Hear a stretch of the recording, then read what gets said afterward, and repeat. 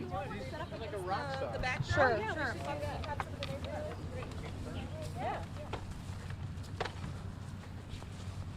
All right, Jamie, thank you. We are live again out of the field of Bill, and right now, Governor Kehoe and Mayor Cara Spencer are walking up, and they're going to speak with us. We're live on Fox 2, you guys, and anxious to get an update on where the disaster valuation stands and where are we right now.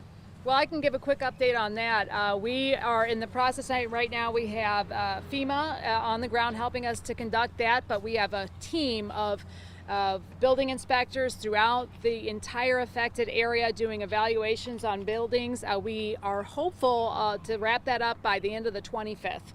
So just a couple days from now. We've been on the ground for days now, and we are working really hard to get that evaluation conducted and completed as soon as possible. Governor, when are we going to see some federal relief? What do you have to say to the people in this area of North St. Louis who've lost everything in this tornado? Well, I would say to the people is that Senator Schmidt said it best. There's no blue or red jerseys on this disaster. Everybody's working together with a federal delegation. You got your state senator, state representative here. We're here. This is the neighborhood I grew up in. I've talked to the president. I've talked to Kristi Noem. Both of our senators, and Josh Hawley and Eric Schmidt, have written letters of support for immediate assistance relief.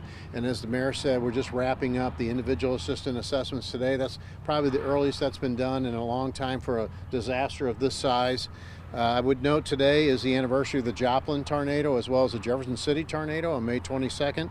And FEMA has come out and said this is the largest residential destruction since the Joplin tornado. So it's not a historic moniker that you want to have, but it just goes to show what the destruction is. And I know our federal partners working along with the mayor and her team who have been fantastic. Working with our state delegation. All of us are working together to make sure we get the resources here as quick as we can. When do you expect this emergency declaration maybe to come out? Well, the short-term one we've asked for to happen right away. The long-term one just takes a little bit longer. It has nothing. It's every administration is the same. Sometimes it takes a little bit longer to get there.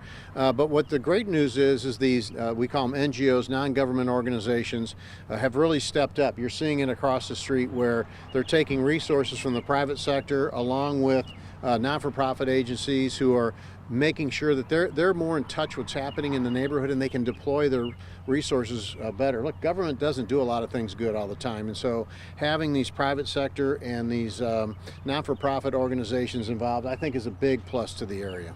Are you worried the Trump administration won't grant a major disaster declaration like they did in Arkansas? Yeah, no, I mean, I feel really good about the existing requests that we have in. Those are far, as you recall, the mid-March storms as well as the April storm. So we've already had that brewing in D.C. and I feel good in talking to the president and to our two senators that we'll get some good news on those pretty soon, and then we'll be following up with this. And as I told the president on the phone the other day, it's unbelievable that we've had this many storms in this state this close together, and just, you know, it's tragic. But I will tell you, as a North St. Louis City born and raised resident, this is a great opportunity with the mayor's leadership, with your state senator and representatives' leadership.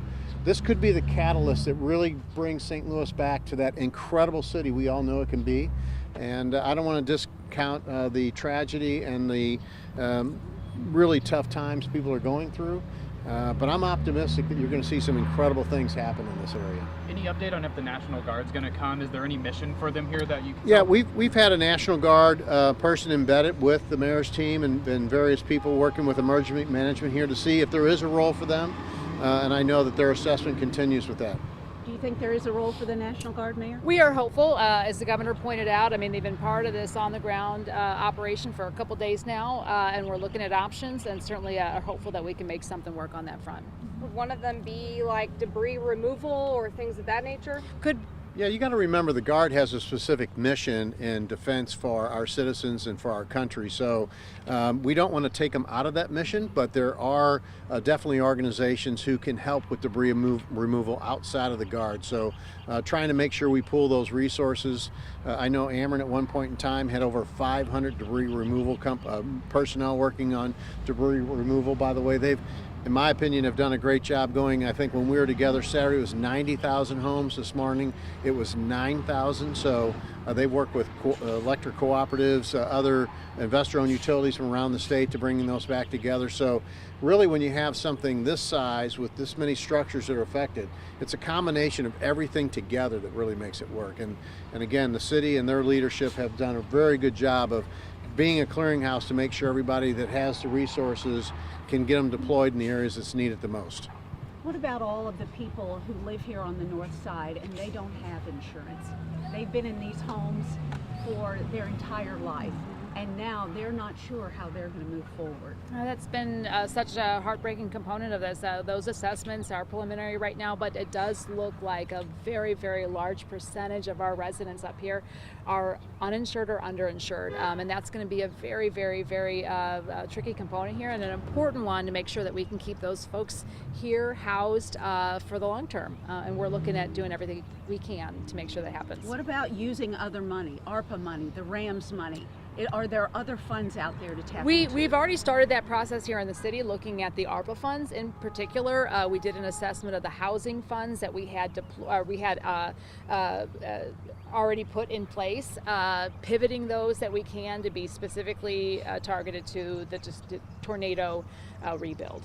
What are some things the state can do, Governor, at this point that maybe we haven't discussed or talked about that you're hoping to bring to these residents here? Well, obviously the first thing was our State Emergency Management Agency moving in quickly and trying to help the city with their resources.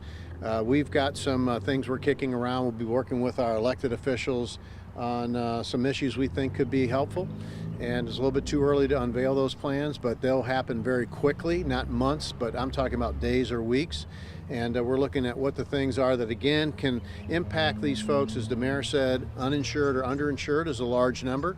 And remember, these are the residents who have been the anchors. These are the people who didn't leave, who didn't let their home decay, who have been here for maybe 40, 50, 60 years. We need to make sure that spirit of this neighborhood stays here, because those are the same people that are going to be encouraging the rebuilding, encouraging people moving back into the area. So I think you'll be hearing proposals from us very soon.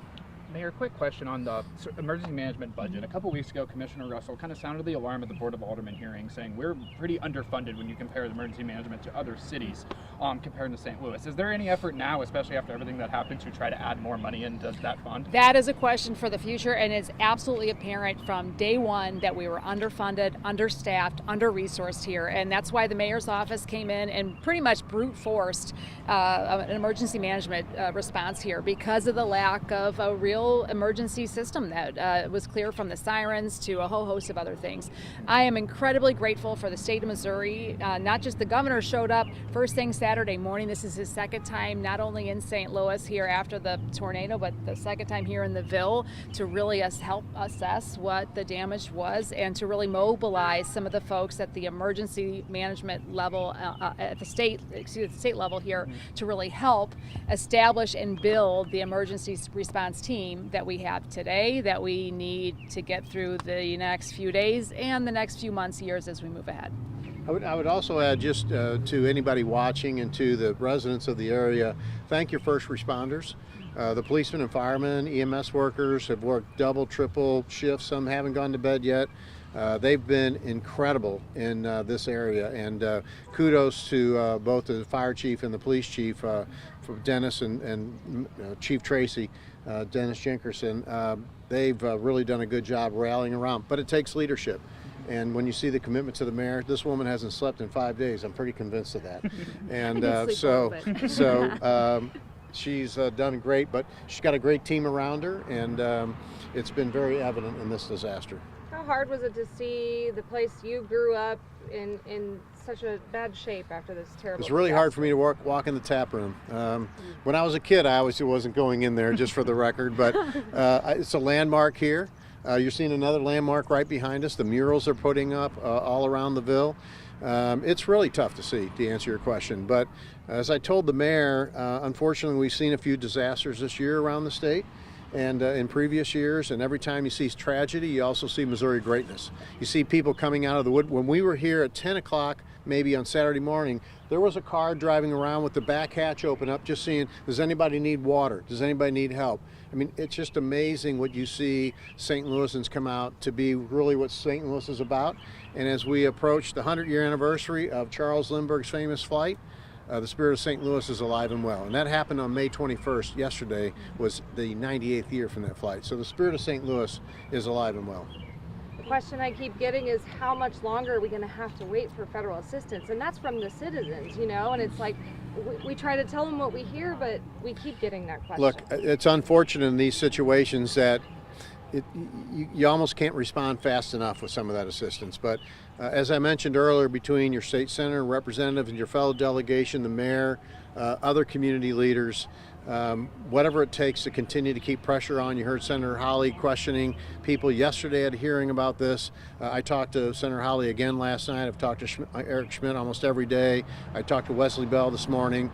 I've never seen this kind of concentrated effort to make sure whatever that response timing is, we do it faster. Thank you guys for being here. Thank you. Thank you. Thank you both so much. I tried to help her. She said, Mayor. Yes, he does.